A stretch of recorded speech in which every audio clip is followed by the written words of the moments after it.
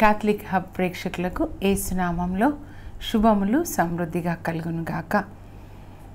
మీరు దేవుని చేతిలో ఒక కిరీటంలాగా ప్రకాశించాలి, లోకానికి వెలుగుగా ఉండాలి, మంచి మాదిరిగా యేసు ప్రభు జీవితానికి మీ జీవితం సాక్ష్యంగా ఉండాలని కోరుతూ మరి ఈరోజు వేశ్య సంగమాల నుంచి మనల్ని ఎలా శుద్ధి చేసుకోవాలో మనం ధ్యానించుకుందాం.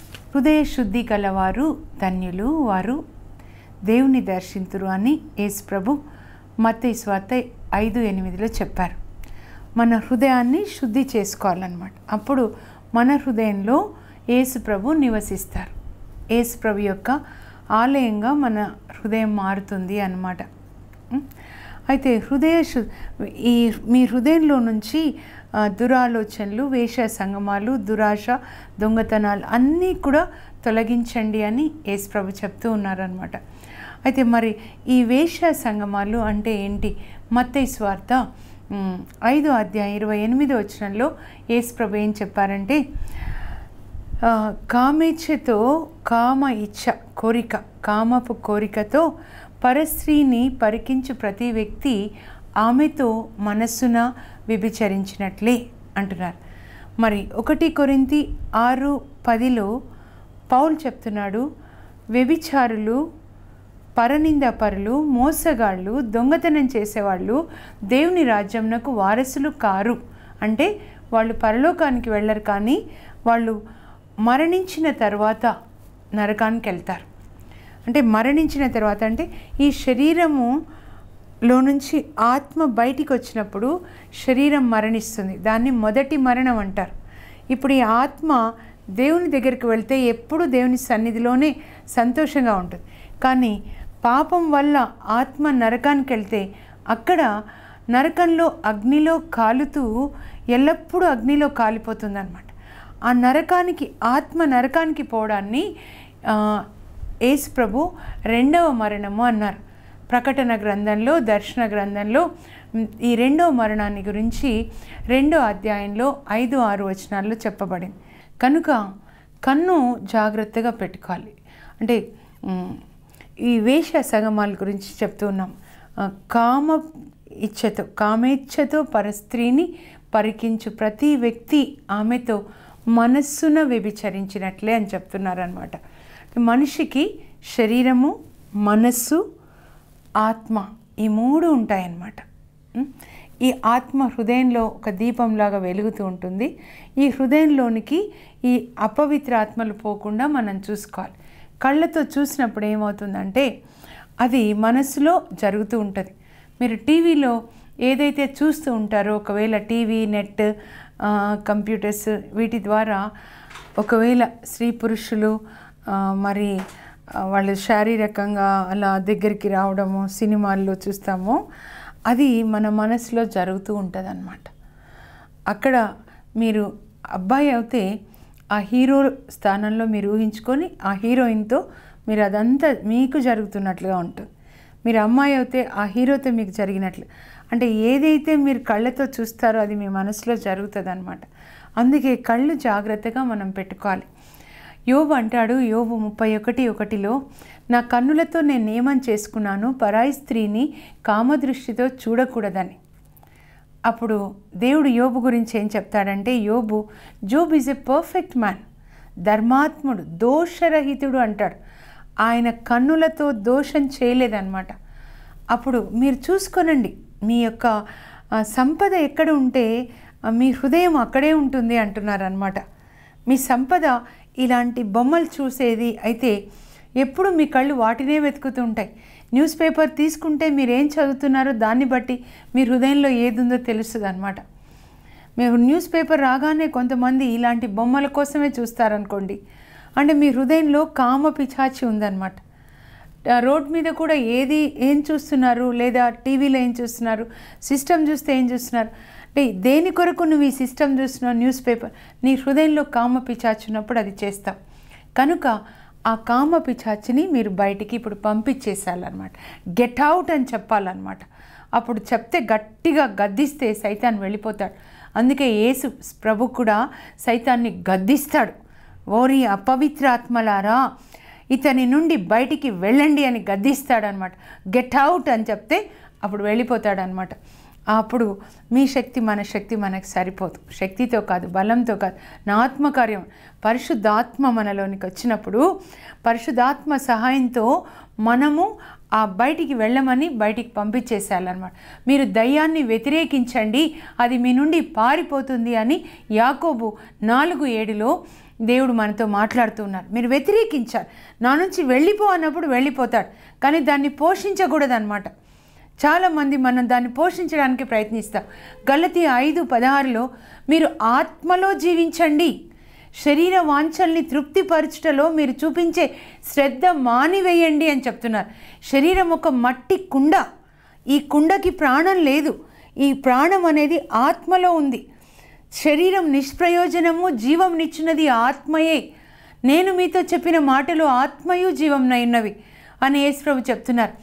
మనిషిలో దేవుడు శ్వాస ఊదినప్పుడు మట్టి తీసుకొని మనిషిని చేశాడు. అని శ్వాస ఊదినప్పుడు అది ఆత్మగా హృదయంలో ఉంటుంది. ఈ ఆత్మే ఒక దీపం అని చెప్తున్నారు. సామెతలు 20:27 మనలోని అంతరాత్మ దేవుడు పెట్టిన దీపము, అది మన అంతరంగాన్ని పరిశీలిస్తుంది, అంటే హృదయంని పరిశీలిస్తుంది అన్నమాట. ఆ హృదయంలో ఏమేమి ఉన్నాయో పరిశీలించి ఇది ఉంది నీలో, తీసేసేయి. నీలో ఒక కామపిశాచి వచ్చి కూర్చున్నాడు, తీసేయి. ఎప్పుడైతే ఆ బొమ్మలు చూస్తారో మీరు కళ్ళతో, అది మనసులో నుంచి హృదయంలో వెళ్ళి ఆ కామపిశాచి కూర్చుంటుంది. ఆ కామపిశాచి కూర్చున్న వ్యక్తి స్త్రీ వెనకాల వెళ్తూ ఉంటాడు. ఒక సంసోను ఎలా బైబిల్లో ఉన్నాడో అలాంటి వ్యక్తి అన్నమాట. అయితే నేను ఒక సోదరు మా ఇంటికి వచ్చింది ప్రార్థన కొరకు. హిందూస్ అంటే వాళ్ళు, అన్యులు అనమాట. మరి ప్రార్థన చేయండి, చాలా డల్గా అనిపిస్తూ ఉంది, కొన్నిసార్లు చనిపోవాలనిపిస్తుంది. నాకు 2 కుమారులు, పెద్ద కుమారుడు పెళ్ళైపోయింది, కోడలు మంచిగా చూస్తారు, మనవడు కూడా వచ్చాడు, ఇంకా చిన్న కుమారుడు కూడా పెళ్లి వయసుకు వచ్చాడు. కానీ ఏంటో నిరాశ. ఏమ్మా ఎందుకమ్మా అలా అనుకుంటున్నారు? ప్రభు మిమ్మల్ని ప్రేమిస్తున్నారు, మీరు మంచి ఆఫీస్లో ఒక గవర్నమెంట్ అఫీషియల్గా పనిచేస్తున్నారు, మీ వల్ల ఎంతోమందికి మేలు జరుగుతుంది కదమ్మా. ప్రభు మీకోసం సిలువలో మరణించారు, నేను జీవించుచున్నాను కనుక మీరును జీవించెదరని యేసు ప్రభు చెప్పారమ్మా. యోహాను 14:19 మీరు జీవించాలి, మీరు జీవించడం వల్ల ఇంకొకరికి మంచి జరుగుతుంది. కాదు సిస్టర్, నేను యవ్వనంలో ఉన్నప్పుడు ఇదిగో ఒక డాక్టర్ గారు ఇంకొక ప్రదేశాన్ని నుంచి వచ్చారు హైదరాబాద్కి, నేను పెళ్లి చేసుకుంటాను, నువ్వు అంటే నా ప్రాణం, నేను జీవించలేనని చెప్పి అన్నీ చెప్పేసి, మరి నేను కూడా అతన్ని పెళ్ళి అన్నీ చెప్పాడు కాబట్టి నేను నమ్మేసి నువ్వే నా ప్రాణం అని చెప్పి నా కోసం అన్నీ కొనుక్కొని వచ్చేవాడు. ఇక్కడికి రా అంటే అక్కడ వచ్చేసేవాడు. నేను అదంతా నిజం అనుకొని మా అమ్మ నాన్నకి నేను పెళ్లి చేసుకుంటా అంటే వాళ్ళు ఒప్పుకోలేదు. ఎందుకంటే అబ్బాయి క్రైస్తవుడు, మనం హైందవ బిడ్డలు, మనం వద్దు, మన మతం వేరు, వాళ్ళ విశ్వాసం వేరు, వద్దు, వాళ్ళు ఒప్పుకోలేదు. అయినా అప్పుడు బలవంతంగా నేను ఆయన ఇద్దరం కలిసి వాళ్ళ ఫ్రెండ్స్ కొంతమంది వచ్చారు, గుళ్ళో నాకు తాళి కట్టాడు. తర్వాత మేమిద్దరం కలిసి జీవిస్తూ ఉన్నాం. నేను గర్భం ధరించాను. ఇది డ్యూటీ మీద అక్కడక్కడ వెళ్తానంటాడు, ఎప్పుడో ఒకసారి వస్తూ ఉన్నాడు. మళ్ళీ అట్లానే అలా మోసంలోనే ఉన్నాను. రెండోసారి కూడా గర్భం ధరించాను. ఎప్పుడైతే మొదటిసారి కూడా గర్భం ధరించానో ఇంకా అబార్షన్ చేసుకో అని డాక్టర్ కదా అన్ని రకాలుగా ప్రయత్నించాడు, నేను వద్దని చెప్పాను. అందువల్ల నా మీద ఆయన కోపం వచ్చేసింది. అయితే ముందు నుంచి కూడా ఆ తాళి కట్టిన తర్వాత, తన కామ కోరికలు తీర్చుకున్న తర్వాత ఆయన ఎప్పుడు నాకు కనపడలేదు. మళ్ళీ ఎప్పుడో ఒకసారి వచ్చేవాడు. అప్పుడు వచ్చి మళ్ళీ చెప్పేవాడు, నన్ను మన్నించు, ఇప్పటి నుంచి అలా చేయను, నేను ఇక్కడే ఉంటా, నీతోనే ఉంటాను. కాళ్ళ మీద పడి అన్నీ చేశాడు. అయ్యో నా భర్త కదా, నా కొడుకుకి తండ్రి కదా, నాకు భర్త కావాలి ఎలా అని చెప్పి పోనీలే అనుకున్నాను. మళ్ళీ రెండో బిడ్డ గర్భంలో పడిన తర్వాత మాయమైతే ఇప్పటి వరకు కూడా కనపడలేదు. ఆయన ఎక్కడున్నాడని అడ్రస్ కనుక్కొని చాలా కష్టపడి నేను వెళ్తే అక్కడ ఏం తెలిసిందంటే ఆయన ఒక జిల్లాకి చెందినవాడు, నేను పేరు చెప్పట్లేదు. అక్కడ ఆయనకి భార్య ఉంది, ఆయనకి ఒక సంఘం ఉంది, తల్లిదండ్రులు ఉన్నారు. వాళ్ళకు కూడా చెప్తే వాళ్ళు కూడా బాధపడ్డారు. మేమేం చేయాలమ్మా, ఏం చేయగలం తల్లి అని వాళ్ళు ఏడ్చారు. మరి ఆయన భార్య ఉంది కాబట్టి ఇదిగో మా కోడలు ఉందమ్మా, మా కొడుక్కి పెళ్ళైపోయింది అని చెప్పారు. నేనేం చేయాలి? ఆయన అలాంటి జీవితం, ఆయనకి భార్యకి పిల్లలు లేరు, కానీ ఇక్కడ ఈ పిల్లల్ని మళ్ళీ ఎప్పుడు చూడలేదు. రెండోసారి గర్భం ధరించిన తర్వాత మళ్ళీ రాలేదు. మా పుట్టింటి వాళ్ళు కూడా నన్ను ఆదరించలేదు. ఎందుకంటే నువ్వు మమ్మల్ని కాదని మమ్మల్ని ఎదిరించి వెళ్ళి గుడిలో పెళ్లి చేసుకున్నావు, మాకెంత అవమానాన్ని నువ్వు తీసుకొని వచ్చావు, నీ కర్మ నువ్వు అనుభవించు అని నన్ను వదిలేశారు. ఈ ఇద్దరు పిల్లల్ని పట్టుకొని సిస్టర్, ఈ ఇద్దరు పిల్లల్ని పట్టుకొని ఎన్ని అవమానాలు నాకు. ఆమె ఎలా పిల్లల్ని కన్నది? ఆమె పెళ్ళి జరగలేదు కదా, దేవుని యొక్క సమక్షంలో జరగలేదు, అలాగే మరి పెద్దల సమక్షంలో జరగలేదు. వివాహము దేవుడు తల్లిదండ్రుల ద్వారా, సంఘ పెద్దల ద్వారా అందరూ సాక్ష్యం ఉండాలి. అలా జరగలేదు కాబట్టి నన్ను చూసి ఎన్ని గుసగుసలు ఆఫీస్లో, కానీ పిల్లల్ని పెంచడానికి నాకు తప్పని పరిస్థితి అయిపోయింది. ఆయనకి ఎప్పుడైనా అడ్రస్ కనుక్కొని, డాక్టర్ కాబట్టి ఫోన్ కనుక్కొని ఫోన్ చేస్తే, నువ్వు ఇట్లా చేస్తున్నావు, ఒక క్రిస్టియన్ అయి ఉండి యేసు ప్రభు దేవుడు అని చెప్తావు కదా, నువ్వు ఇలా చేస్తున్నావు అంటే, యేసు ప్రభు మంచివాడు, ఎన్ని తప్పులు చేసినా ఆయన మన్నిస్తాడు. యేసు ప్రభు మంచివాడే, ఆయన మన్నిస్తాడు. కానీ తప్పు మీద తప్పు, కావాలని ఇలా తప్పులు చేయడం. ఒకసారి నేను ఇది తప్పు చేశానని పశ్చాత్తాపడి ఆ తప్పుని ఒప్పుకొని మళ్ళీ తప్పు చేయకుండా ఉండాలి. ఆయన మన్నిస్తాడులే అని చెప్పేసి మళ్ళీ తప్పు మీద తప్పు చేయకూడదు. మీరు ఎప్పుడు అనుకోకూడదు ఆయన జీసస్ యొక్క ప్రేమ మీ పాపం చేయడానికి లైసెన్స్ కాదు. It's not a licence to continue in the sin. The love of Jesus is not a licence. ఆయన న్యాయాధిపతి అయిన దేవుడు కూడా ఆ తల్లి కార్చిన కన్నీళ్ళు, ఆమె పిల్లలు తండ్రి లేకుండా పెరుగుతున్నారే, ఆ కన్నీళ్ళు దేవుని దగ్గర ఉంటాయి. ఒక రోజున దేవుని యొక్క శిక్ష మీ మీదకి తప్పకుండా వస్తుంది. ఎన్నిసార్లైనా తప్పు చేయొచ్చు. ఇది ఆ క్రిస్టియన్స్ చెప్పేది, అన్యులకి చెప్పేది ఇదేనా? ఇలాంటి ఆమె చెప్తుంది, మీ క్రిస్టియన్స్ అంటే నాకు భయం అండి అని చెప్పి. ఇలాంటి వాళ్ళ మెడకి విసురాయి కట్టి సముద్రంలో వేయాలన్నారు యేసుప్రభు. ఇంకొకరికి దుర్మాతృక లేకుండా ఉండడానికి, యేసుప్రభు యొక్క పేరుని పాడు చేయడానికి. ఒక భర్తకి ఒకే భార్య, ఒక ఆదాముకి ఒకే అవ్వ. ఇది దేవుడు చేసిన నియమం. యేసుప్రభు చెప్పారు మత్తయి 5:31, తన భార్యని విడనాడి మరొక స్త్రీని వివాహం ఆడువాడు ఆమెతో వ్యభిచరిస్తున్నాడు. అట్లు విడనాడబడిన స్త్రీని వివాహం ఆడువాడు ఆమెను వ్యభిచారిణి చేస్తున్నాడు అని చెప్పి. ఒక భర్తకి ఒకే భార్య, ఆ ఇద్దరి మధ్యలో దేవుడు వాళ్ళిద్దరిని జత చేస్తాడు. దేవుడు ఆదాము అవ్వని జత చేసినట్టుగా ఆ ముగ్గురులోనికి ఎవరు వెళ్ళడానికి వీల్లేదు.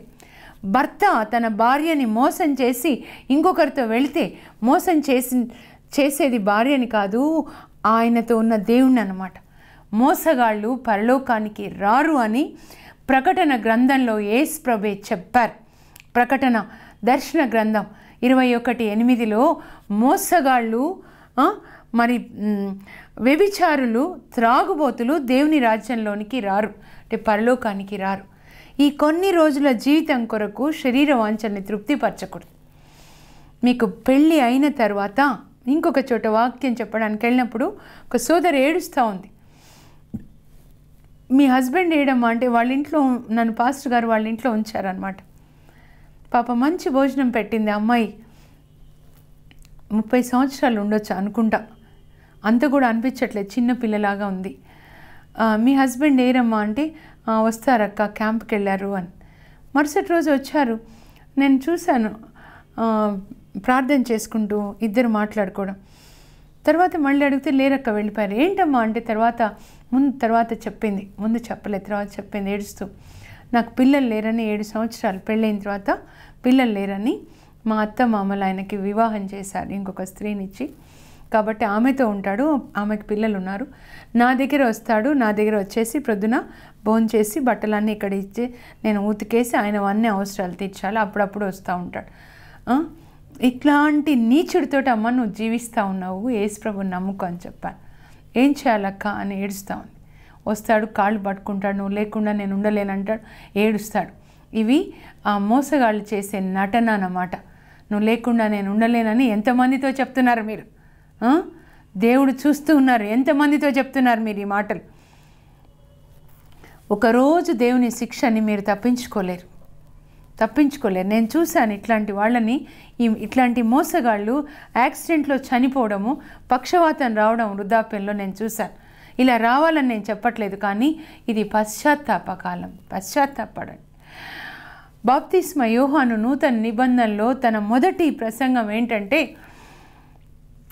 పశ్చాత్తాపడండి, ఇదిగో ప్రభువు వస్తూ ఉన్నాడు కనుక మీ పాపములను ఒప్పుకొని దేవుని సన్నిధిలో పశ్చాత్తాపడండి. అనేకులు పశ్చాత్తాపడి ఈ పాపాన్ని ఒప్పుకున్నాము, పాప జీవితాన్ని విడిచిపెట్టాము అని చెప్పడానికి హృదయంలో మార్పు వచ్చింది. హృదయ పరివర్తన చెందండి. బయట కాదు పరివర్తన, ఇది తెల్ల బట్టలు వేసుకోవాలి, గడ్డాలు పెంచుకోవాలి, చెప్పు లేకుండా ఉండాలి. మీరు వేసుకున్నందుకు నేను తప్పు చెప్పడం లేదు, కానీ లోపల మార్పు వచ్చినప్పుడు ఇక్కడ ఏదైనా చేయండి. లోపల మార్పు రాకుండా అది చేయకూడదు, అది నేను చెప్పేది. కనుక మీరు ఇప్పటి నుంచి ఈ 40 దినాలు దేవుని సన్నిధిలో గడపండి. మోషేలాగా ప్రభువా నాలో ఉన్నటువంటి ఈ కామ పిచాచిని తీసేయండి అని చెప్పి మీరు అడగాలి.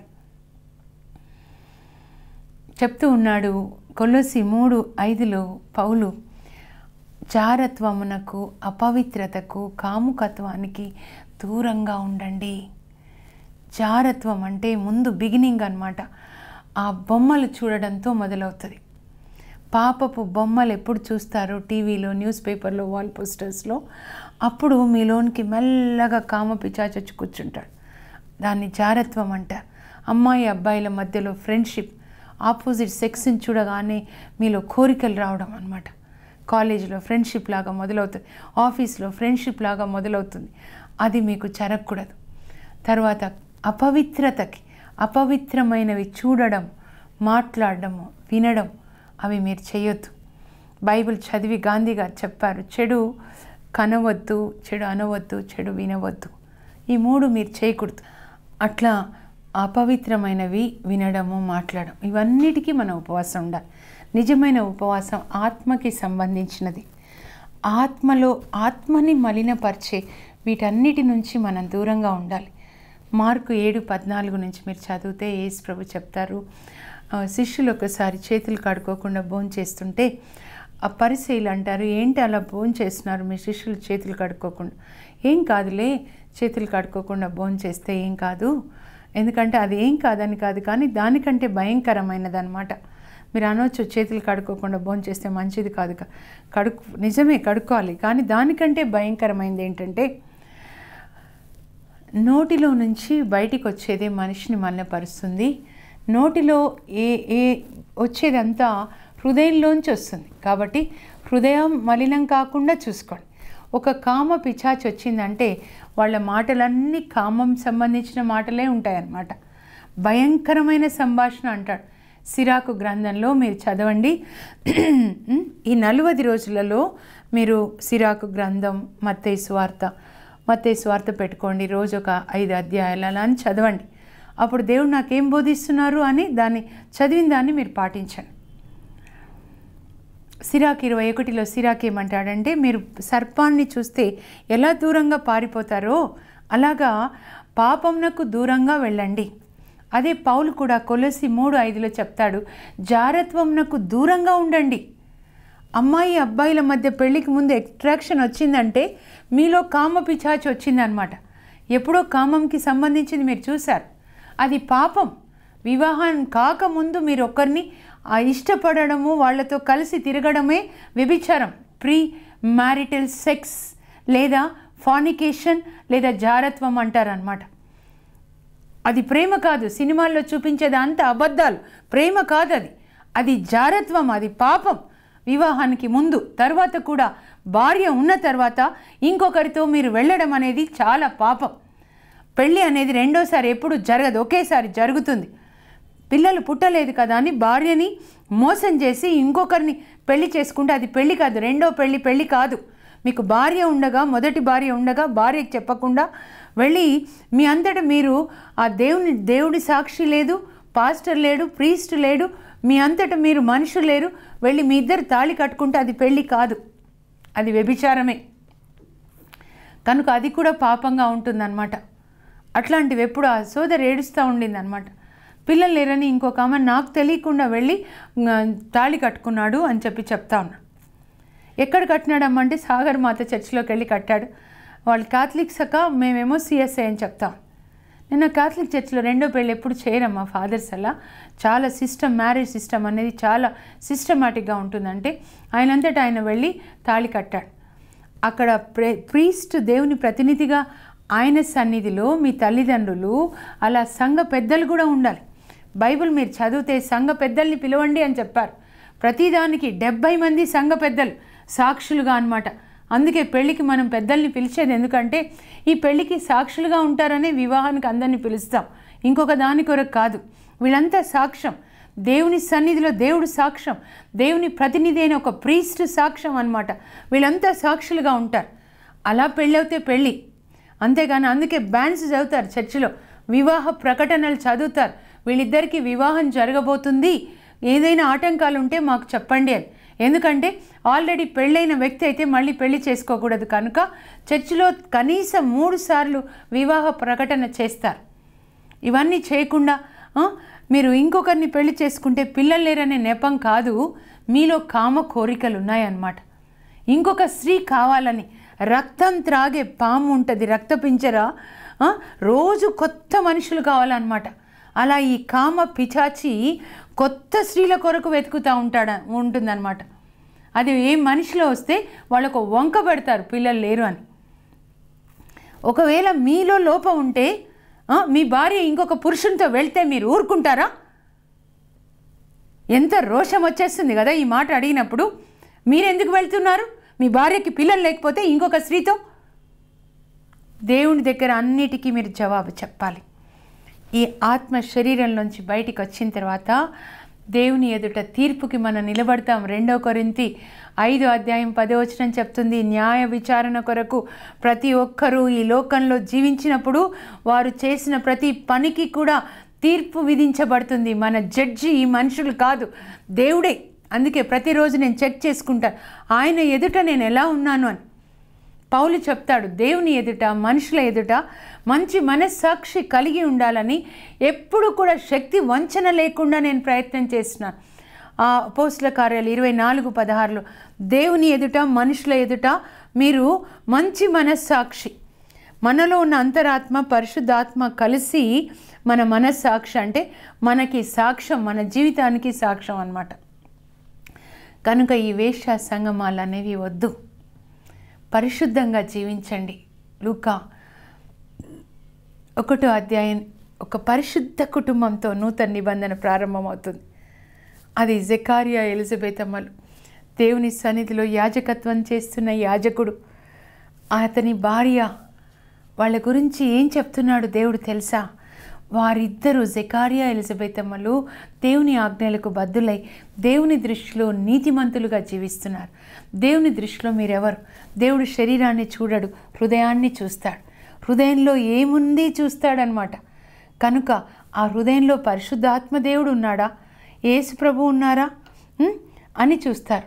లేదా ఈ మలినం, ఈ కామ పిచాచి, వేశ్య సంగమం, కామ పిచాచులు ఉన్నారా, దురాలోచనలు ఉన్నారా, ఏం పిచాచులు ఉన్నారా అని చూస్తారు. ఈ యొక్క దేహము దేవుని యొక్క ఆలయం. దేహం అంటే దేవుడు ఎప్పుడు మాట్లాడేది అంతరంగ పురుషుడు, హృదయం అన్నమాట. దేవుని ఆలయము, దాన్ని దొంగల గుహగా మార్చొద్దు. ఈ పిచాచులు దొంగలు అంటాడనమాట యేసు. అలా మీరు మార్చొద్దు అని చెప్తున్నాడు. ఇవన్నీ విడిచిపెట్టండి. జకర్యా ఎలిజబెత్ అమ్మలు కడువృద్ధులు, వారికి సంతానం లేదని జకర్యా మళ్ళీ పెళ్లి చేసుకోలేదు. పాత నిబంధన ఇంకా కొత్త నిబంధనలోనికి ఈ విషయంలో ఒక భర్తకి ఒకే భార్య. పాత నిబంధన కూడా అదే, వాళ్ళు వివాహం చేసుకున్నారు. దేవుడు ఎప్పుడు నువ్వు మళ్ళీ పెళ్లి చేసుకో, నీకు పిల్లలు లేరు అని ఎక్కడ అనలేదు. దేవుడు చెప్తే మీరు చెప్పండి. ఒక ఆదాంకి 2 ఎముకలు తీసి 2 భార్యలు చేయలే, ఒకే అవ్వనిచ్చాడు. అంటే ఆయన నియమం అక్కడ క్రియ ద్వారా దేవుడు చెప్తున్నాడు, ఒక ఆదాంకి ఒకే అవ్వ. ఇది దేవుని నియమం. Nobody can escape that, nobody should break that. ఎవరు కూడా దాన్ని బ్రేక్ చేయకూడదు. వాళ్ళకి పిల్లలు లేరు, కానీ వాళ్ళు దేవుని దృష్టిలో నీతిమంతులుగా ఉన్నారు. వృద్ధాప్యంలో దేవుడు వాళ్ళకి కుమారుడిని ఇస్తాడనమాట. అంత విశ్వాసంగా భార్యాభర్తలు ఒకరికొకరు విశ్వాసంగా ఉంటూ దేవునికి విశ్వాసంగా ఉండి దేవుని సేవ చేస్తున్నారు. వృద్ధాప్యంలో ఇచ్చిన కుమారుడు బప్తిస్మా యోహాను యేసు ప్రభుకి బప్తిస్మాని ఇస్తాడు. అనేకులను దేవుని మార్గంలో నడిపించి అందరికంటే గొప్పవాడవుతాడనమాట. దేవుని దృష్టిలో గొప్పవాడుగా ఉంటాడనమాట. ఆయన ఆ బిడ్డ పుట్టక ముందే తల్లి గర్భంలో దేవుడు వేసినప్పుడు వాళ్ళ భర్తకి జకర్యాకి గాబ్రియల్ దూత చెప్తున్నాడు, ఇంకా దేవుడు ఆ బిడ్డని ఎలిజబెత్ అమ్మ గర్భంలో రూపుదిద్దే ముందు చెప్తున్నాడు, దేవుని దృష్టిలో అతడు గొప్పవాడవుతాడు. ఎంత మంచి భాగ్యం. మీ పిల్లలు దేవుని దృష్టిలో గొప్పవాళ్ళు కావాలి అని అంటే మీరు పరిశుద్ధంగా ఉండాలి. నేను చెప్తున్నాను, ఒక కుటుంబానికి దేవుడిచ్చే దీవెనలు ఆ వ్యక్తి పడక ఎలా ఉంటుందో దాన్ని బట్టి ఉంటుంది. హీబ్రూ 13:4 వివాహం అందరిచే గౌరవించబడాలి, వివాహము పరిశుద్ధమైనది, ఎందుకంటే పరిశుద్ధుడైన దేవుడు చేశాడు. వివాహ పడక పరిశుద్ధంగా ఉండాలి. మన ట్రాన్స్లేషన్ క్యాథలిక్ ట్రాన్స్లేషన్లో ఈ మాట మిస్ అవుతుంది. అయితే ఇంగ్లీష్ బైబిల్లో marriage is honourable, marriage bed kept pure, adulterers and disobedient will be judged by God. ఎవరైతే ఈ వివాహ పడక పరిశుద్ధంగా పెట్టరో వాళ్ళు దేవునికి జవాబు చెప్పాలి, దేవుని తీర్పు వాళ్ళ మీదకి వస్తుంది అని ఉంటుందన్నమాట. అంటే వివాహ పడక, మీరు చర్చిలో ఆల్టర్ ఎలా ఉంటుంది, బలిపీఠం, అది ఎంత పరిశుద్ధంగా తండ్రి కుమార పరిశుద్ధాత్మలు అక్కడ ఏకమవుతారు అన్నమాట బలిపీఠం మీద. అలాగే భర్త భార్య దేవునితో, క్రీస్తుతో, క్రీస్తు యందు క్రీస్తు ద్వారా ఏకమవుతారు ఆ పడక మీద. వాళ్ళ వివాహ పడక మొదటి రోజున భర్తతో భార్యతో దేవునితో ముగ్గురు వాళ్ళిద్దరూ దేవునితో ఏకమవుతారు. అది ఆ బలిపీఠం పరిశుద్ధంగా చివరి వరకు కాపాడవలసిన బాధ్యత భర్తకి భార్యకి ఇద్దరికీ ఉంది. మగవాళ్ళకే కాదు, ఆడవాళ్ళకి కూడా చెప్తున్నా, నీ భర్తని మోసం చేసి వేరే వాళ్ళని తాకితే నరకానికి వెళ్తావు. కనుక నరకానికి వెళ్ళాలని నేను చెప్పట్లేదు, పశ్చాత్తాపడండి. యేసు ప్రభు నీలో ఉన్నాడు కనుక ఆయన ఆత్మకి భర్త యేసు ప్రభు, శరీరానికి ఒక భర్తని దేవుడు ఇచ్చారు ఆయన సృష్టిని కొనసాగించడానికి అన్నమాట. కాబట్టి భర్త భార్యకి విశ్వాసంగా, భార్య భర్తకి విశ్వాసంగా, ఇద్దరు దేవునికి విశ్వాసంగా దేవుడిచ్చిన పిల్లలుగా దేవుని కొరకు పెంచాలి. ఇది దేవుడు మనకిచ్చిన శాసనం అన్నమాట. ఈ వేష సంగమాలు దాన్ని ఈరోజు ప్రభా నా నుంచి అది తీసేయండి అని అడగండి. అలాంటి కామ కోరికలు వచ్చే సినిమాలు, మాటలు, పాటలు వినకండి, పరిశుద్ధంగా ఉండండి. అప్పుడు యోబుకి ఇచ్చిన దీవెనలు దేవుడు మనకు కూడా ఇస్తారు. పరిశుద్ధంగా ఉండండి, ఒక్కటి కూడా పాపానికి. నీ కన్ను జాగ్రత్తగా ప్రేయసి, నీ కన్నులు పావురంలాగా ఉన్నాయి, మేలి ముసుగు మాటున దాగిన నీ కన్నులు పావురంలాగా ఉన్నాయి అంటే మేలి ముసుగు వేసుకోవాలని చెప్తున్నారు పరమగీతాలు 4:1. ఈ లోకపు మలినం చూడకుండా నీ కన్నులు మేలి ముసుగు వేసుకో, అప్పుడు నీ కన్నులు పావురంలాగా ఉంటాయి. అందుకే కాన్వెంట్స్లో సిస్టర్స్, చిన్న తెరేసమ్మ గారు, వాళ్ళు ఈ లోకంలో మలినం చూసే అవకాశం ఉండదు వాళ్ళకి. కార్మెలైట్ నన్స్ లోపలే ఉంటారు, వాళ్ళ కన్నులు చూస్తే పరిశుద్ధంగా ఉంటాయన్నమాట.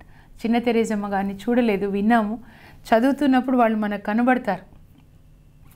వాళ్ళు యేసు ప్రభుని వాళ్ళు చూస్తారు, ముఖాముఖి చూస్తారు. ఇప్పుడు మనం వాక్యం ద్వారా చూస్తూ ఉన్నాం అన్నమాట.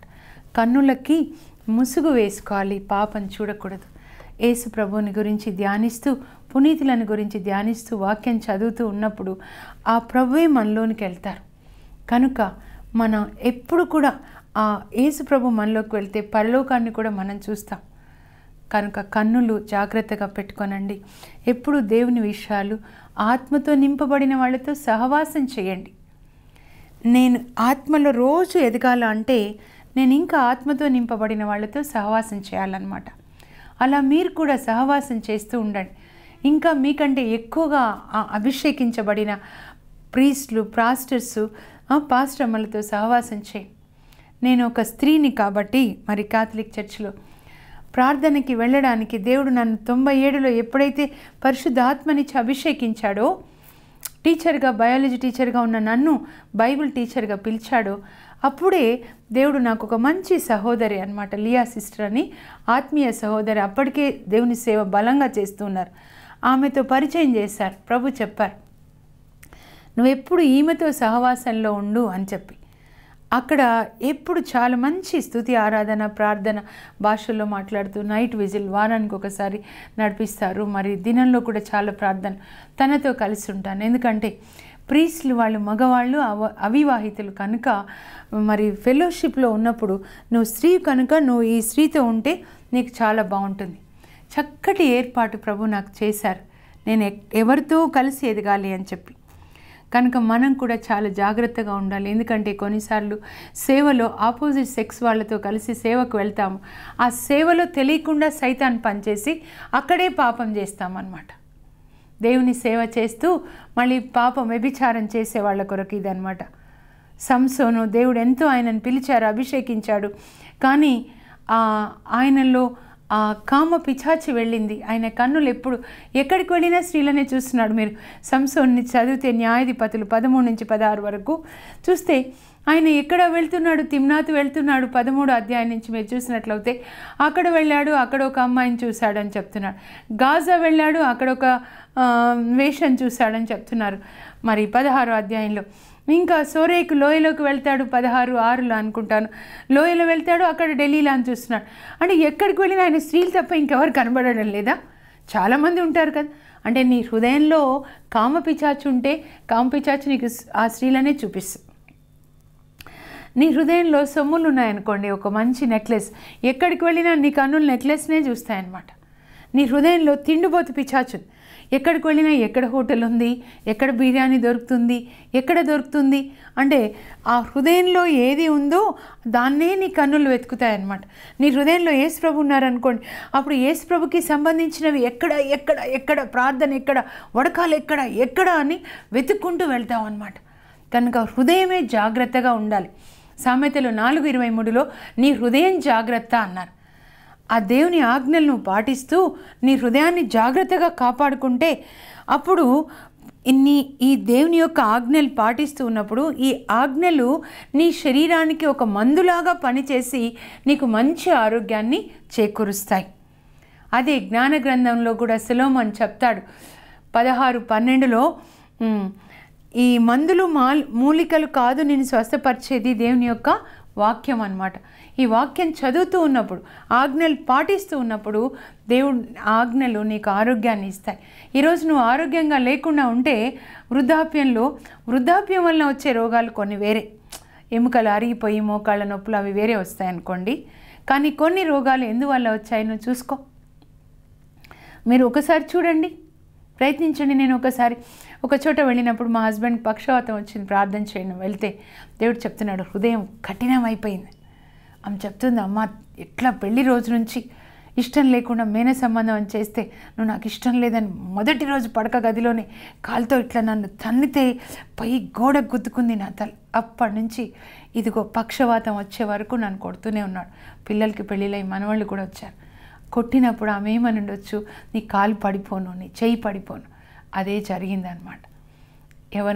ఎవరికి నువ్వు అన్యాయం చేస్తే వాళ్ళు నేను శపిస్తే అది జరుగుతుంది. కనుక అది మీరు అలా చేయకండి. ఆ శాపంలోంచి బయటపడడానికి యేసు ప్రభు వచ్చాడు. తన మీద మన పాపాలు శాపాలు వేసుకొని సిలువలో చేతులు చాచి ఉన్నాడు. ఈరోజు నీ కొరకే చేతులు చాచాడు. నీ పాపాన్ని ఆయన మీద వేసేయి, నీ శాపాన్ని ఆయన మీద వేసేయి. ఆయనని ధరించుకోనండి, యేసుక్రీస్తుని ధరించుకోనండి. యేసు ప్రభు సువార్త బోధించాడు, కానీ ఆయన ఎప్పుడైనా స్త్రీల వెనకాల ఆయన చుట్టూ ఉన్నారు స్త్రీలు, కానీ ఆయన ఎప్పుడైనా అలాంటివి ఆయన చేయలేదు కదా. అమ్మా అని పిలిచాడు. వ్యభిచారంలో పట్టుబడిన స్త్రీ, అమ్మా నేనెవరు శిక్షించలేదా తల్లి? లేదు ప్రభా, నేను కూడా శిక్షించను, ఇక నుంచి పాపం చేయకు. యోహాను 8:11లో అప్పటి నుంచి ఆమె పుణ్యశ్రీగా యేసు ప్రభు సేవలో ఉండింది. ఎంతోమంది ఉన్నారు. ఎలా చూడాలి? యేసు ప్రభులాగా చూస్తే పరిశుద్ధ ఆత్మ వచ్చిన తర్వాత మగవాళ్ళని చూసినప్పుడు ఈయన యేసు ప్రభు యొక్క కొడుకు, నేను యేసు ప్రభు కూతురు కాబట్టి ఈయన నాకు సోదరుడు. ఫాదర్లను చూసినప్పుడు ఈయన యేసు ప్రభు యొక్క వీళ్ళు యేసు ప్రభు యొక్క సేవకులు, యేసు ప్రభుని ధరించిన వాళ్ళు. కనుక యేసు ప్రభు యొక్క సేవకుడిగానే నేను చూడాలన్నమాట. యేసు కన్నులతో చూసినప్పుడు ప్రతి ఒక్కరూ మనకి సిస్టర్ లాగా బ్రదర్ లాగా కనబడతారు, మన భర్త భార్య తప్ప. కనుక జాగ్రత్తగా ఉండాలి. ఇప్పటి నుంచి కూడా ఇవన్నీ మనం విడిచిపెట్టుకోవాలి. దానికి సంబంధించిన మనుషులతో కూడా మీరు కూర్చోకూడదు. వాళ్ళతో కూర్చుంటే వాళ్ళ లక్షణాలు మనకు వస్తాయన్నమాట. కనుక అవి ఎప్పుడు మనం చేయకుండా, అందుకే మీరు తిండిబోతులతో త్రాగుబోతులతో కలవద్దు అన్నారు సామెతల గ్రంథంలో 23:20లో. వాళ్ళతో మీరు కలవద్దు, తిండిబోతులు త్రాగుబోతులు దరిద్రులు అవుతారు. తాగినప్పుడు అది వాళ్ళకి చాలా నిగనిగలాడినట్లు ఎర్రగా కనబడుతుంది. తాగిన తర్వాత సముద్రం మీద అలల మీద ఓలలాడుతున్నట్లుగా ఉంటుందంట. ఎంతో మత్తులోకి తీసుకెళ్తాడు సైతాన్. కానీ తర్వాత అది మిమ్మల్ని పామై కాటేస్తుంది. అంటే ఈ త్రాగుడు, ఈ కామ పిచాచులు మిమ్మల్ని, మీ ఆత్మని కాటేసి ఆత్మ నరకానికి తీసుకెళ్ళాలి. వాటి ప్లాన్ అదే అనమాట. సైతాన్ ప్లాన్ ఏంటంటే అందరినీ నరకానికి తీసుకెళ్ళి అక్కడ కాల్చాలి. అది ఆ సైతాన్ యొక్క ప్లాన్ని నయం చేయడానికి 3 యోహాను 8లో చెప్తున్నాడు. యోహాన్ చెప్తున్నాడు, Jesus Christ has come in order to destroy the works of Satan. అందుకే యేసు ప్రభుని మీరు లోపలికి పిలిచినట్లయితే ఆ లోపల ఉన్నటువంటి ఆ పిశాచులు అన్నిటినీ ఆయన సంహరించి మీకు చెర నుండి మిమ్మల్ని విడిపించి, మీ ఆత్మని ఈ పిశాచుల చెరలో నుండి మనల్ని విడిపించి చీకటి నుండి వెలుగు సామ్రాజ్యంలోనికి నడిపించడానికి యేసు ప్రభు ఈ లోకానికి వచ్చాడని కొలొస్సీ 1:14 చెప్తుంది. ఇప్పుడు మనం కూడా ఈ చీకటి సామ్రాజ్యంలోంచి వెలుగులోకి విడుదల కలగాలి. వీటన్నిటి నుంచి విడుదల కలగాలి. అది చాలా ముఖ్యమైనదన్నమాట. మనం ప్రార్థన చేసుకుందాం. పరలోకపు మా తండ్రి, మీ పరిశుద్ధ నామం నాకు స్తోత్రం కలుగునుగాక. ప్రభా, మా హృదయ పరీక్ష నాయన మేము చేసుకొని లోపల ఏమున్నాయి నాయన, దురాలోచనలు, వేష సంగమాలు, అబద్ధాలు, దొంగతనాలు అవన్నీ తొలగించి యేసయ్య మమ్మల్ని మీలాగా మార్చండి. పరిశుద్ధమైన ఆత్మ, పరిశుద్ధమైన హృదయం, పరిశుద్ధమైన దేహం మాకు దయచేయండి ప్రభా. నాయన మీరు తాబోరు కొండ మీద దివ్య రూపధారణ పొందారు ప్రభా. మేము కూడా ఆ దివ్య రూపధారణ ఈ 40 దినాల్లో పొందడానికి కృప దయచేయమని యేసు నామంలో అడుగుచున్నాం తండ్రి, ఆమేన్. యేసు ప్రభు మిమ్మల్ని ఈ 40 దినాల లోపల దివ్య రూపధారణ కావించి ఆయనలాగా మిమ్మల్ని మార్చుదురు కాక.